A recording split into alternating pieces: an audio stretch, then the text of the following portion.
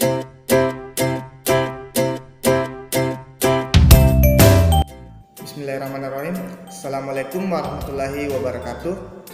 Perkenalkan, nama saya Muhammad Firdaus, mahasiswa dari Institut Para Hikmah Indonesia, jurusan Ekonomi Syariah semester 6. Nah, di sini saya akan menjelaskan sedikit materi yang berjudul obligasi syariah atau sukuk sebagai tugas dari mata kuliah Pasar Uang Modal Syariah yang dibimbing langsung oleh Bapak Baso Akib Eskom MAK. Sebelum kita masuk pada obligasi syariah, kita ketahui dulu apa itu obligasi. Obligasi adalah surat pinjaman tertentu yang berasal dari pemerintah dan bisa diperjualbelikan.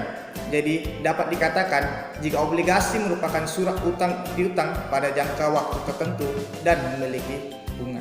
Nah, sedangkan obligasi syariah di sini atau dalam bahasa Islam biasa disebut dengan sukuk, merupakan alat investasi atau transaksi dengan menerapkan sistem pembiayaan dan pendanaannya sesuai dengan hukum syariat Islam yang berlaku. Selanjutnya kita masuk pada penerapan dan perkembangan sukuk.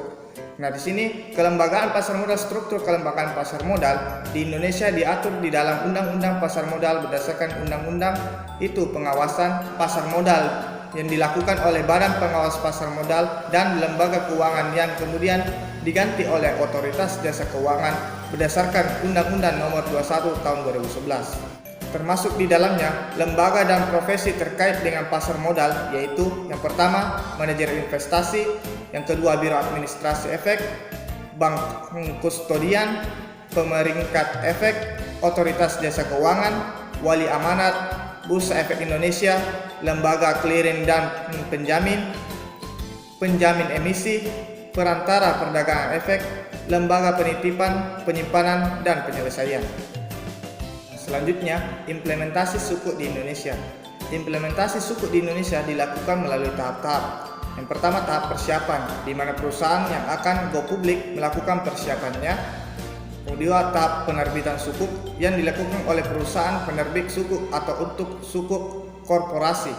Sedangkan sukuk negara atau ukuk global dilakukan oleh Special Purpose Vehicle atau SPV.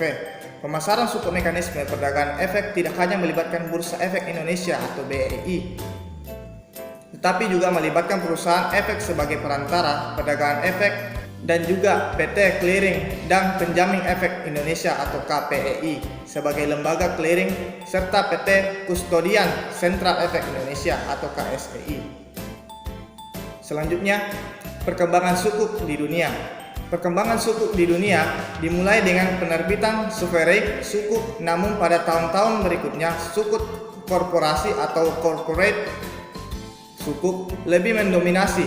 Data standar dan Pure Reports tahun 2008 menunjukkan bahwa pada tahun 2003 sovereign sukuk masih mendominasi pasar sukuk global, yaitu sebesar 42% dan sukuk yang diterbitkan oleh lembaga keuangan sebesar 58%. Namun pada tahun 2007 justru sukuk korporasi yang mendominasi pasar sukuk global, yaitu sekitar 71%, keuangan lembaga keuangan 26%, dan pemerintah tinggal 3%.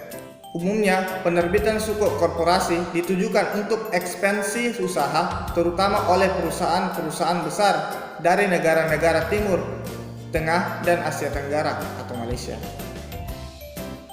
Mungkin itu saja yang bisa saya jelaskan. Lebih dan kurangnya mohon dimaafkan. Wabillahi taufiq wal hidayah. Wassalamualaikum warahmatullahi wabarakatuh.